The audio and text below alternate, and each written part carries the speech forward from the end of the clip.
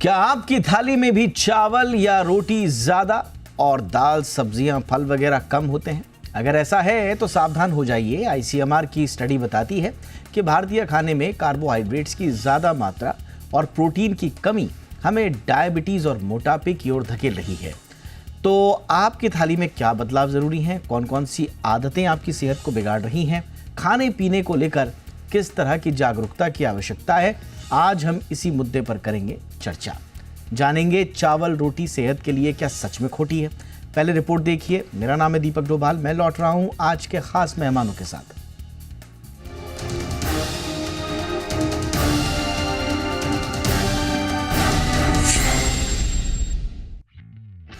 भारतीय खाने में चावल और रोटी का अहम स्थान है। मिठाई कभी कभी थाली में आती है, लेकिन चावल और रोटी लगभग हर दिन का हिस्सा है। ये तीनों कार्बोहाइड्रेट से भरपूर हैं और हमारी थाली का स्थायी हिस्सा बन गए हैं। लेकिन ज्यादातर कार्बोहाइड्रेट हमारी सेहत के लिए खतरा बन गए हैं। यही कारण है कि हमारी थाली का असंतुलन हमें डायबिटीज और मोटापे की ओर ढकेल रहा है। भारतीय थाली पर आईसीएमआर की स्टडी चौंकाने वाली है। हम भारतीय अपनी रोज की कैलोरी का करीब 62% हिस्सा कार्बोहाइड्रेट से लेते हैं। ये दुनिया में सबसे ज्यादा में से एक है। अब आप सोचेंगे कि इसमें बुराई क्या है? बुराई यह है कि कार्बोहाइड्रेट्स ज्यादातर सफेद चावल, मैदे की चीजों और चीनी से आते हैं। ये सेहत के लिए उतने अच्छे नहीं होते। रिसर्च कहती है कि दक्षिण पूर्व और पूर्वोत्तर भारत में लोग ज्यादातर सफेद चावल खाते हैं। वहीं उत्तर और मध्य भारत में गेहूं की रोटी का बोलबाला है। यही नहीं, चीनी की मिठास भी सेहत के लिए खतरा बन रही है। 21 राज्यों और केंद्र शासित प्रदेशों में लोग जरूरत से ज्यादा चीनी खा रहे हैं। ये सब मिलकर शुगर, प्री डायबिटीज और मोटापे का खतरा बढ़ा रहे हैं। आईसीएमआर यानी Indian council of medical research ने देश भर के 1,21,000 से ज्यादा लोगों पर यह रिसर्च की है। इसमें शहरों से लेकर गांवों तक 36 राज्यों और केंद्र शासित प्रदेशों को शामिल किया गया। भारतीय थाली पहले ऐसी नहीं थी। कभी हमारी थाली में बाजरा, ज्वार जैसे मोटे अनाज खूब होते थे, लेकिन अब ये सिर्फ कर्नाटक, गुजरात और महाराष्ट्र जैसे कुछ राज्यों तक ही सीमित रह गए हैं। रिसर्च में यह भी सामने आया है कि हमारे खाने में प्रोटीन की भारी कमी है। हम अपनी कुल कैलोरी का सिर्फ 12% प्रोटीन लेते हैं, जबकि ये ज्यादा होना चाहिए। दालों और फलियों से मिलने वाला प्रोटीन तो थोड़ा मिलता है, लेकिन दूध और मीट से मिलने वाला प्रोटीन बहुत कम खाया जाता है। आईसीएमआर के लीड रिसर्चरों के मुताबिक सिर्फ सफेद चावल की जगह रोटी या बाजरा खाने से काम नहीं चलेगा। हमें अपने खाने में कुल कार्बोहाइड्रेट्स की मात्रा कम करनी होगी और प्रोटीन इंटेक बढ़ाना होगा, खासकर दालों, फलियों और डेयरी प्रोडक्ट से। अगर हम अपने खाने में सिर्फ 5% कार्बोहाइड्रेट्स हटाकर उसकी जगह दालों या दूध से मिलने वाला प्रोटीन जोड़ दें, तो डायबिटीज और प्री डायबिटीज का खतरा काफी कम हो सकता है। लेकिन ध्यान रहे, कार्बोहाइड्रेट्स की जगह रेड मीट या ज्यादा फैट खाने से फायदा नहीं मिलेगा। तो अगली बार थाली सजाते वक्त याद रखिए कि आपकी थाली में कार्बोहाइड्रेट्स और प्रोटीन की मात्रा संतुलित हो, क्योंकि सेहत का बैलेंस ही असली स्वाद है। ब्यूरो रिपोर्ट, जी मीडिया। बहुत ही खास मेहमान आज हमारे साथ जुड़ चुके हैं। स्वागत करते हैं डॉक्टर शशांक जोशी का। आप देश के जाने माने स्वास्थ्य विशेषज्ञ हैं, सीनियर डायबिटोलॉजिस्ट हैं, लीलावती हॉस्पिटल से जुड़े हुए। बहुत बहुत स्वागत है डॉक्टर जोशी आपका। Good evening sir. हमारे साथ हैं doctor Shweta Khandelwal, nutrition expert और वाइस प्रेसिडेंट आईपीई ग्लोबल। बहुत बहुत स्वागत है डॉक्टर श्वेता आपका भी हमारे शो पे। हमारे साथ हैं मनीषा चोपड़ा जी, आप जानी मानी न्यूट्रिशनिस्ट हैं। मनीषा जी गुड इवनिंग, बहुत बहुत स्वागत है मैम आपका भी हमारे शो पे। डॉक्टर जोशी, चर्चा की शुरुआत आपसे करते हुए, आईसीएमआर की ये बड़ी इंपॉर्टेंट अध्ययन है और भारतीय थाली में किस तरह से व्हीट बेस्ड जो रोटियां हैं और चावल जैसी जो हाई कार्बोहाइड्रेट फूड्स हैं, बताया जा रहा है कि जो कैलोरी आ रही है कार्बोहाइड्रेट्स वाली वो 62% आ रही है और ऐसे में सिर्फ प्रोटीन इंटेक 12% रह गया है। तो वाकई में सर जो हमारी थाली आम घरों की है उसे बदलने की आवश्यकता है सर? दीपक जी, पहले तो मैं आपकी सराहना करता हूं कि आप कंटिन्यूसली आपकी खबर आपके फायदे के लिए कंटिन्यूसली एक जो नेशन वाइड जन आंदोलन चला रहे, उसके लिए आपकी सराहना करता हूं मैं Deepak ji. Thank you sir. दूसरी बात है कि आईसीएमआर इन-डेप्थ स्टडी था, इसका सहभागी मैं भी हूँ ये स्टडी में, और ये एक एनालिसिस है अलग अलग स्टेट्स की, रूरल और अर्बन इंडिया का। और हमने देखा है कि भारतीय जो डाइट है, कहीं पे भी जाओ आप, नॉर्थ इंडिया जाओ, साउथ इंडिया जाओ, ईस्ट इंडिया लॉ, उसमें कार्बोहाइड्रेट और सिंपल कार्बोहाइड्रेट का प्रमाण ज्यादा है, फैट का प्रमाण ज्यादा है और प्रोटीन का प्रमाण कम है। ये तो एकदम सही है। और इसमें हमने देखा है कि हमारी एक मिक्स कंट्री है, कि प्योर नॉन वेजिटेरियन या वेजिटेरियन कंट्री नहीं है। कोई कोई प्रांतों में वेजिटेरियन डाइट आता है, लेकिन हमने देखा है कि कार्बोहाइड्रेट की परसेंटेज और सिंपल कार्बोहाइड्रेट की परसेंटेज ये बहुत ज्यादा है। और जो आधुनिकीकरण हो रहा है, अर्बनाइजेशन हो रहा है, इसमें जो फास्ट फूड, फ्राइड फूड, इसका जो एडिशन हो रहा है, इसमें प्रिडोमिनेंटली जो कैलोरी के लिए कार्बोहाइड्रेट और फैट का ही सेवन ज्यादा हो रहा है और प्रोटीन का सेवन कम हो रहा है। और ये इसके और हम लोग फिजिकल इनएक्टिविटी हो रहे हैं, तो इसलिए मोटापन का जो नंबर्स है, आंकड़े वो बढ़ रहे हैं, मधुमेह के आंकड़े बढ़ रहे हैं, रक्तदाब के आंकड़े बढ़ रहे हैं, हृदय विकार के आंकड़े बढ़ रहे हैं। तो इसमें एक बड़ा एक्सप्लोजन हो रहा है। तो हमारी जो भारतीय थाली थी ये प्राचीन काल में तो ठीक थी, क्योंकि तब हम एग्रेरियन थे, हम फार्मर्स थे, तो फिजिकल एक्टिविटी काफी होती थी। अभी हमारे रूरल इंडिया में भी फार्मर्स के पास बाइक्स आ गई है, ट्रैक्टर्स आ गए हैं और उनके पास आधुनिक साधन आ गए हैं, मोबाइल फोन आ गए हैं, टेलीविजन आ गया है, तो उनकी भी फिजिकल एक्टिविटी कम हो गई है। तो फिजिकल एक्टिविटी कम होने से और ये high carbohydrate, high fat diet खाने से और प्रोटीन कम होने से मधुमेह, रक्तदाब और अलग अलग बीमारियों की फैलने की संभावना बढ़ जाती है। तो इसलिए हमको एक अर्जेंट नीड है कि हमारा जो पूरा एक संतुलित आहार था उसमें एक थोड़ा सा रीवर्क करने की जरूरत है। और अभी हम घर में भी बहुत कम खाना खाते हैं, अर्बन लोग। हम काफी बाहर से ऑर्डर करते हैं, अलग अलग एप्स अवेलेबल है, तो इसके वजह से घर में खाना उतना ही महत्वपूर्ण है। और संतुलित आहार और आहार के ऊपर एक फोकस करना बहुत जरूरी है। इसलिए ICMR और NIN की जो उनकी इंस्टीट्यूट है, उन्होंने भी नेशनल वाइड गाइडलाइंस निकाली है।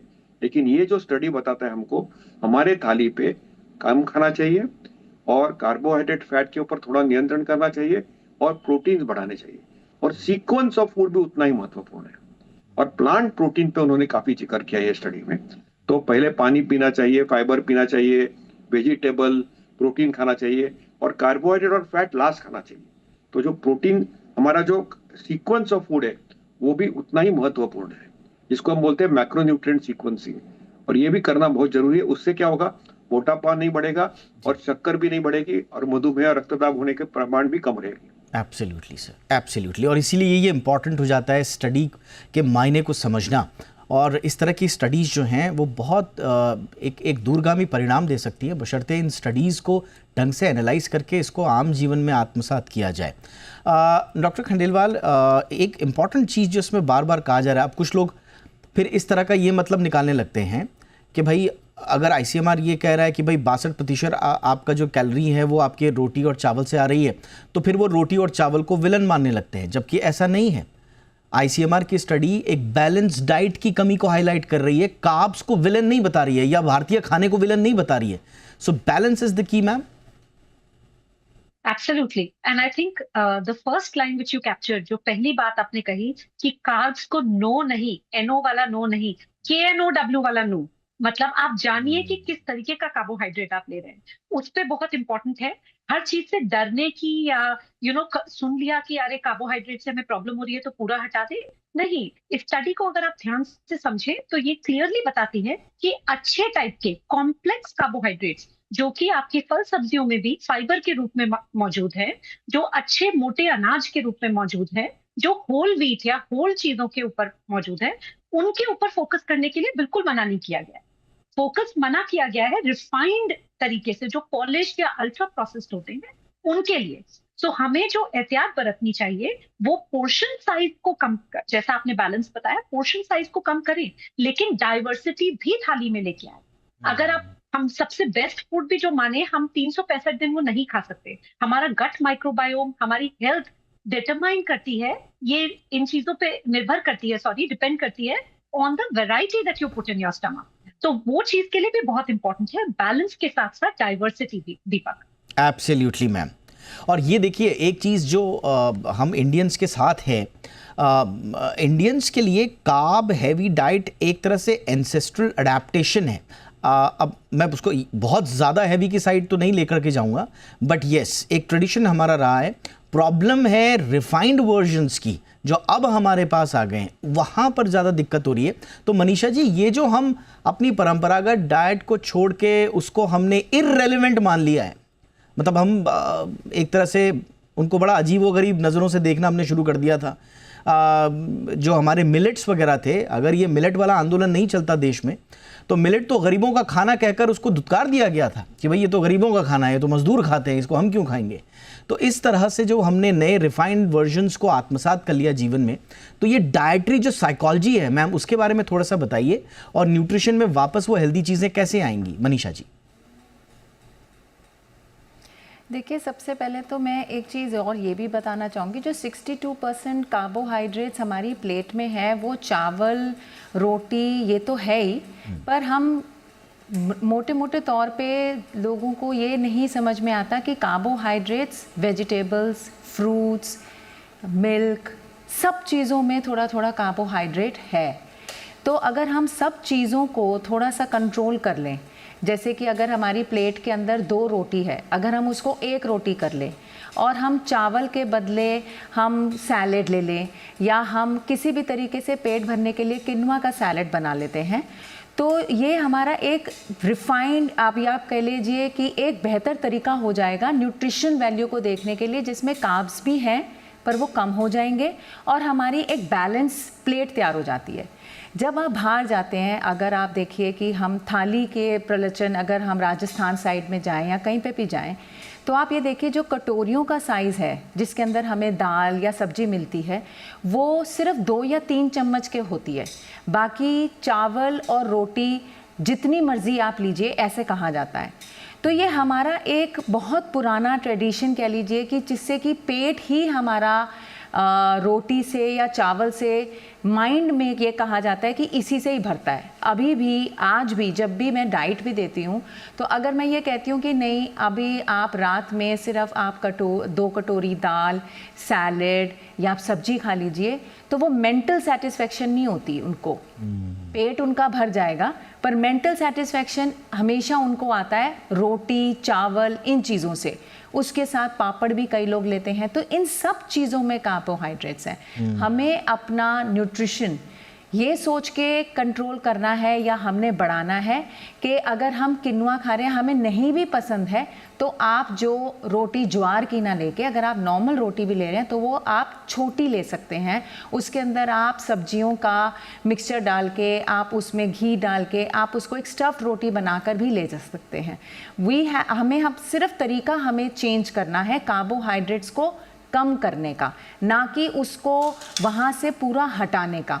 बहुत बहुत आसान तरीके हैं, इससे हम अपना पेट भर सकते हैं। और इनफैक्ट इस स्टडी की एक बहुत इंपॉर्टेंट चीज़ ये भी है, जिस स्टडी का पार्ट हमारे साथ डॉक्टर जोशी बैठे हुए हैं, इस स्टडी का इंपॉर्टेंट पार्ट ये भी है, जैसा कि अभी मैम ने कहा कि आईसीएमआर ने कभी नहीं कहा कि कार्ब्स को रिप्लेस कर दीजिए आप। आईसीएमआर कह रही है कार्ब्स को रिप्लेस करने की जगह क्वालिटी इंप्रूव कीजिए, आप होल ग्रेन्स की तरफ जाइए, क्वालिटी इंप्रूव कीजिए।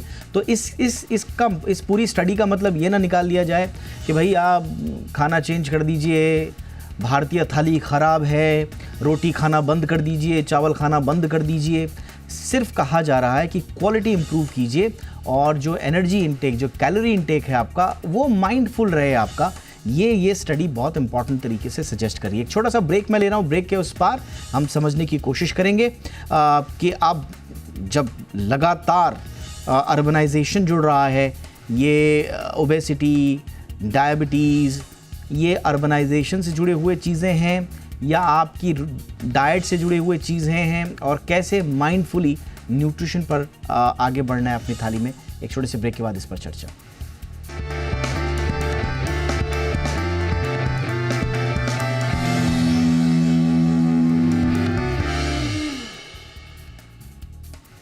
ब्रेक के बाद आपका स्वागत है।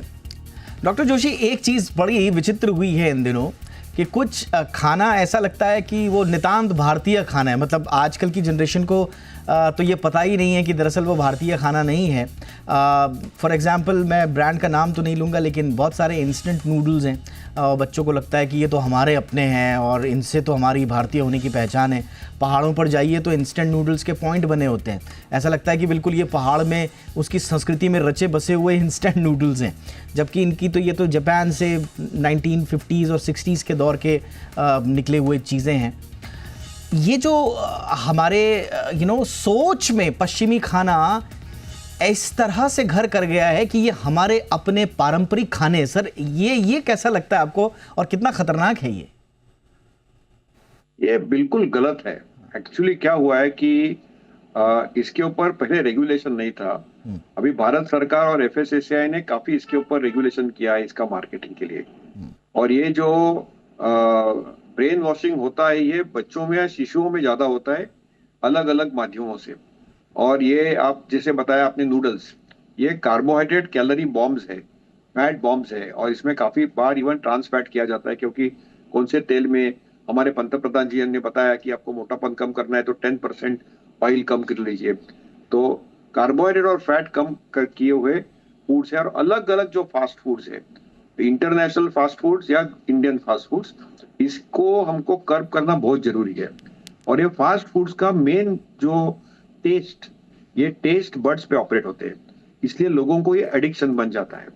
तो जैसे ही लोगों को मीठापन का एडिक्शन होता है, मिठाइयों का एडिक्शन होता है, सॉल्टेड चीजों का एडिक्शन होता है, वैसे ये फास्ट फूड या नूडल्स का एडिक्शन हो जाता है बच्चों में, और मोटापन, मधुमेह ये बढ़ने लगता है। तो ये एडिक्शन से दूरी रहनी चाहिए।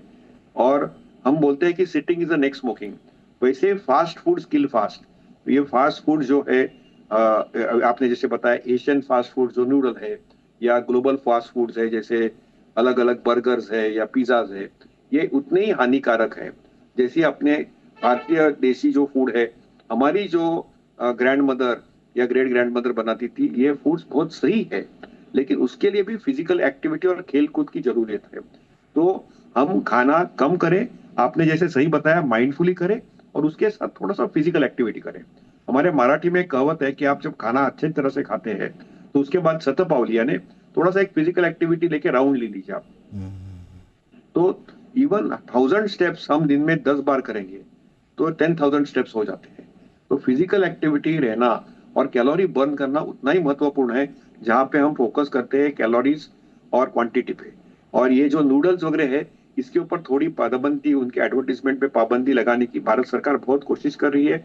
हमारे जो रेगुलेटर है एफएसएसआई, उन्होंने भी अभी फूड लेबलिंग के करना है। लेकिन ठेले वाले जो फूड्स होते हैं उसमें काफी बार ट्रांस फूड बढ़ता है और वो सस्ता बनता है और वो हानिकारक होता है। इसकी जानकारी आपके माध्यम के द्वारा देने लोगों की बहुत जरूरी है। तो इसलिए एक चीज क्लियर है कि जो टेस्टी फूड है और फास्ट फूड है और हाई कार्ब और हाई फैट फूड है, उसके लिए सतर्क होना बहुत जरूरी है और बच्चों को इसका एडिक्शन नहीं होना चाहिए। Absolutely sir. और एक और चीज़ जो हुई है, मतलब कल्चरल फ्यूजन का एक बड़ा ही गलत असर हो गया। मतलब वेस्टर्न फूड जो इंडियनाइज्ड हुआ है, अब जैसे मसाला पिज़्ज़ा हम बड़ा सुनते हैं आजकल। अब पिज़्ज़ा तो कहाँ से आया है, मसाला हमारा है तो उसको मसाला पिज़्ज़ा कर दिया, तंदूरी बर्गर कर दिया। तो इस तरह से ये जो अननेसेसरीली ऑयल, स्पाइसेस और सोडियम की मात्रा हमें ज़्यादा मिल रही है, हमें हमारी हेल्थ को नुकसान पहुंचा रही है, ये कल्चरल फ्यूजन का पूरी तरह से गलत प्रभाव है और इससे हमें बाहर निकलना पड़ेगा। जो हमारी पारंपरिक चीज़ें थी वो कई ज़्यादा संतुलित थी और बेहतर थी हमारे लिए। इसके लिए क्या करना होगा डॉक्टर खंडेलवाल? इसके लिए कम्युनिटी लेवल पे, स्टेट गवर्नमेंट लेवल पे, मतलब कहाँ से इसकी शुरुआत करनी होगी कि हमें वापस स्वाद के साथ साथ सेहत से भी जोड़ना होगा इन सब चीज़ों को? तो बिल्कुल ठीक है। I think first of all important है कि करेक्ट इन्फॉर्मेशन पब्लिक डोमेन में आए। तो जैसा कि शशांक जी भी आपका अप्रिशिएट कर रहे थे, चैनल्स लाइक दीज या वर्क और episodes like these are going in building evidence base. तो सबसे पहले तो इन्फॉर्मेशन का करेक्ट मिलना, क्योंकि आप जानते हैं जहां आपने फ्यूजन की बात की, आजकल लोग चैट जीपीटी से डाइट चार्ट्स निकाल के या उनसे एडवाइस लेके भी चीजें कर रहे हैं। So that is also very dangerous trend unless it's verified. तो अगर वो इन्फॉर्मेशन वेरीफाइड नहीं है तो एक मुश्किल की बात है। तो एक बहुत जरूरी बात ये होती है कि आप इन्फॉर्मेशन करेक्ट करें। और क्या करना चाहिए उसके लिए एक 360 डिग्री अप्रोच हम लोग कई बार बोलते हैं कि हम लोगों को SBCC जैसे सोशल बिहेवियरल चेंज कम्युनिकेशन, क्योंकि बताना एक बात है, करना एक दूसरी बात होती है ना। इन्फॉर्मेशन देना हम लोग सबका काम है कि हम करेक्ट इन्फॉर्मेशन को पब्लिक डोमेन में रखें एज साइंटिस्ट, लेकिन लोगों को उसको मान लेने के लिए बहुत सारी चीजों की जरूरत पड़ती है। पॉलिसी का एक स्फीयर है जिसमें कि लेबलिंग एक एस्पेक्ट हो सकता है, सरकार के द्वारा थोड़े एड्स हो सकते हैं, रूरल कम्युनिटीज में नियमित रूप से किसी तरीके से एसपीसीसी एक्टिविटीज हो सकती हैं, और केवल रूरल में रिस्ट्रिक्ट ना करिएगा दीपक जी। इनफैक्ट हम ये सोचते हैं कि रूरल कम्युनिटीज को नहीं आता है, बट अर्बन कम्युनिटीज में भी हम बहुत प्रॉब्लम्स पाते हैं।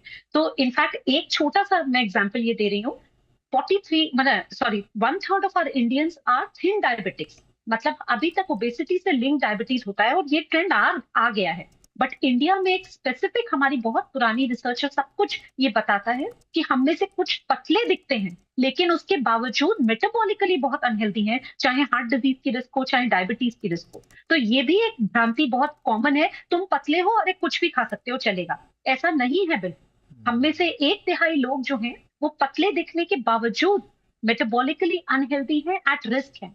तो इस तरीके की इंफॉर्मेशन को पाना, रेगुलर स्क्रीनिंग्स करना, रेगुलर टेस्ट करना, और सरकार कम्युनिटी लेवल पे भी बहुत प्रोग्राम्स आयुष्मान भारत के द्वारा बहुत सारे तरीके से कोशिश कर रही है। सिमिलरली अर्बन में हम अपने आप जो आउट ऑफ पॉकेट करते हैं या फिर हमारी कंपनीज करवा देते हैं जिस तरीके से भी। सो ओवरऑल सेहत को वापस लाना पड़ेगा दीपक। सो लाइक मैं हमेशा आपको बोलती हूँ कि एक मैं एक्रोनिम हमेशा बताती हूँ, मेरे लिए आज का जो आपका बैलेंस का या फ्यूजन का एक्रोनिम है वो सेहत है, जिसमें कि एस का मतलब है कि खूब सारी सब्जियां और लाइक अच्छे से सैलड्स जिसे हम बोलते हैं उसे भरपूर पाइए।